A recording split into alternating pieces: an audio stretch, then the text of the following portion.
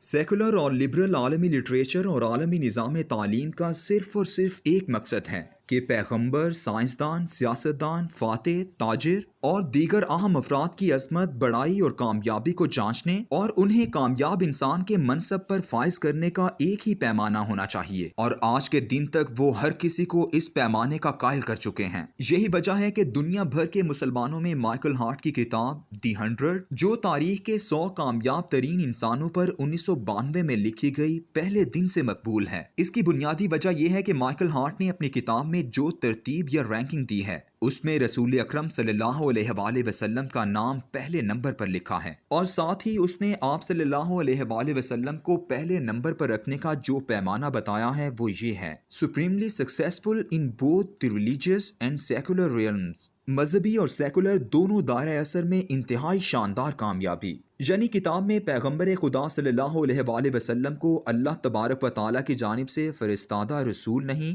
بلکہ ایک مسلم مذہبی رہنما اور عام حکمرانوں کے معیار پر رکھ کر پرکھا گیا ہے۔ یہی وجہ ہے کہ اس لسٹ میں اللہ تبارک و تعالیٰ کی جانب سے بھیجے گئے ایک اور پیغمبر سیدنا عیسیٰ علیہ السلام کو تیسرے نمبر پر رکھا گیا ہے۔ درمیان میں انسانی تاریخ کا دوسرا سب سے کامیاب شخص سر آئزیک نیوٹن ہے۔ لوگ اسے ایک سائنسدان کے طور پر جانتے ہیں، لیکن اس کا جدید سودی معیشت کے قیام میں اہم ترین کردار رہا ہے۔ تاج برطانیہ نے 8 سالہ طویل جنگ کے دوران 1692 میں چارلز ارل آف ہیلیفیکس سے قرض حاصل کیا۔ یہ انسانی تاریخ کا پہلا حکومتی قرضہ تھا جس نے موجودہ عالمی سودی مالیاتی نظام کی بنیاد رکھی۔ برطانیہ کی حکومت کو جب قرض کی دلدل میں پھنسا لیا گیا تو 1694 میں چارلز ارل آف ہیلیفیکس نے حکومت سے بینک آف انگلینڈ کے چارٹر کی منظوری حاصل کر لی، اور ساتھ ہی کاغذ کے نوٹ، پرومیسری نوٹ جاری کرنے کا اختیار بھی حاصل کر لیا۔ اب ایک عیار آدمی کی حکومت کے خزانوں پر تقرری کی ضرورت تھی۔ چارلز ارل آف ہیلیفیکس کی نظر انتخاب کتاب کے مطابق انسانی تاریخ کے اس دوسرے کامیاب انسان سر آئزیک نیوٹن پر پڑی،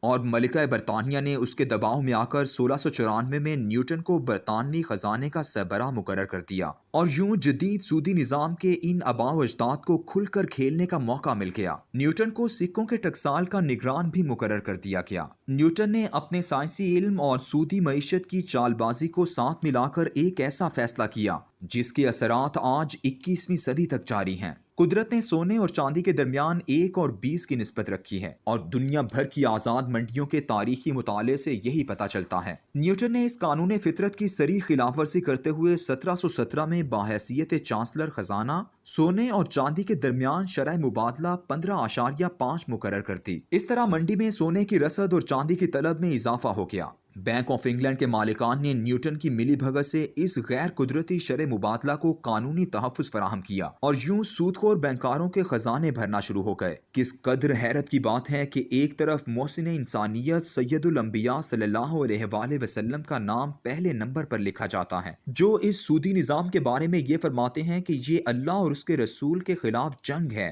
اور فوراً بعد نیوٹن کا نام آتا ہے، جو نہ صرف عالمی سودی نظام کے قیام کا معمار ہی نہیں بلکہ اس کی اخلاقی حالت یہ تھی کہ وہ اپنی ایک خوبصورت بھانجی کیتھرین بارٹن کو لے کر چارلز آف ہیلیفیکس کے ساتھ بدنام زمانہ کٹ کیٹ کلب جاتا تھا، اور پورا برطانیہ جانتا تھا کہ دونوں کے تعلقات دوستی سے کہیں زیادہ ہیں۔ اسی تعلق کی وجہ تھی کہ برطانیہ میں کسی کو نیوٹن کے اتنے بڑے عہدے پر فائز ہونے پر حیرت نہ ہوئی۔ کامیابی کے سیکولر پیمانوں میں چونکہ ذاتی اخلاقیات کی کوئی وقت نہیں، اسی لیے نیوٹن کا نام دوسرے نمبر پر آنا اچنبھے کی بات نہیں۔ آپ مزید حیرت میں گم ہو جائیں گے جب آپ یہ دیکھیں گے کہ سیدنا عیسیٰ علیہ السلام کا نام تیسرے نمبر پر ہے، وہ پیغمبر برحق جس کی آخری واضح جنگ ان یہودی سود خوروں کے خلاف تھی جنہوں نے ہیکل کے اندر سود کی دکانیں سجا رکھی تھیں، جنہیں سیدنا عیسیٰ علیہ السلام نے اپنے حواریوں کے ساتھ جا کر الٹ دیا تھا۔ اس واقعے کے بعد یہودی رومن گورنر کے پاس گئے تھے اور اس سے عیسیٰ علیہ السلام کو مصلوب کرنے کا مطالبہ کیا تھا۔ فہرست میں 9ویں نمبر پر امریکہ دریافت کرنے والا کرسٹوفر کولمبس کا نام بھی ہے، جس کے قتل عام کی گواہی جنوبی امریکہ کے ساحل آج بھی دیتے ہیں۔ یہ صرف ایک کتاب ہی نہیں جو ان سیکولر پیمانوں پر تحریر کی گئی ہے، بلکہ دنیا میں لکھی جانے والی جدید تاریخ اور شخصیات کے جائزے ان کی دنیاوی کامیابیوں کے حساب سے ہی لکھے جاتے ہیں۔ اس پورے سیکولر علم کا بنیادی نقطہ یہی ہے کہ دنیا میں بسنے والے تمام انسانوں کو یہ بات ذہن نشین کروا دی جائے کہ یہی ایک دنیا ہے، جو اس میں کامیاب ہوا وہی کامیاب ہے، اور جو اس میں ناکام ہوا وہ ناکام ترین شخص ہے۔ اس سیکولر پیمانے کی کامیابی دیکھیے کہ آج دین کا پرچم اٹھانے والی بے شمار سیاسی تنظیمیں بھی دین کی طرف بلانے کی ترغیبات میں یہ فکرہ بھی شامل کرتی ہیں کہ اگر تم اللہ کے دین پر چلنے لگو گے تو خوشحال ہو جاؤ گے، جبکہ اللہ تو قرآن پاک میں اس کے بالکل مختلف فرماتا ہے۔ اور ہم نے آپ سے پہلے بہت سی امتوں کے ہاں رسول بھیجے اور ان قوموں کو مصائب و آلام میں مبتلا کیا تاکہ وہ عاجزی کے ساتھ ہمارے سامنے جھک جائیں۔ بس جب ہماری طرف سے ان پر سختی آئی تو کیوں نہ انہوں نے عاجزی اختیار کی، مگر ان کے دل تو سخت ہو گئے اور شیطان نے ان کو اطمینان دلا دیا کہ جو تم کر رہے ہو خوب کر رہے ہو۔ پھر جب انہوں نے اس نصیحت کو جو انہیں کی گئی تھی بھلا دیا تو ہم نے ہر طرح کی خوشحالیوں کے دروازے ان پر کھول دیے، یہاں تک کہ جب وہ ان بخششوں میں جو انہیں عطا کی گئیں خوب مگن ہو گئے تو اچانک ہم نے ان کو پکڑ لیا، اور اب حال یہ تھا کہ وہ ہر ایک خیر سے مایوس تھے۔ اس طرح ان لوگوں کی جڑ کاٹ کر رکھ دی گئی جنہوں نے ظلم کیا تھا، اور تعریف ہے اللہ رب العالمین کے لیے۔ علی نام، یہ ہے اللہ کے ہاں کامیابی و ناکامی کے معیارات کا اعلان۔ کیا آج اس دنیا میں بسنے والے 1.5 ارب مسلمان بحیثیت مجموعی اس بات کے قائل ہیں کہ جہاں کہیں بھی خوشحالی آتی ہے وہ دراصل اللہ کی طرف سے آزمائش اور وارننگ ہوتی ہے؟ ہم نے بحیثیت امت اللہ کی نصیحتوں کو بھلا دیا ہے۔ ہمارے معیارات حق و باطل اور کامیابی کے پیمانے اللہ کے بتائے اصولوں سے بالکل مختلف ہیں۔ اس کیفیت کو مسلمان قوم کے مزاج میں ڈھونڈیں۔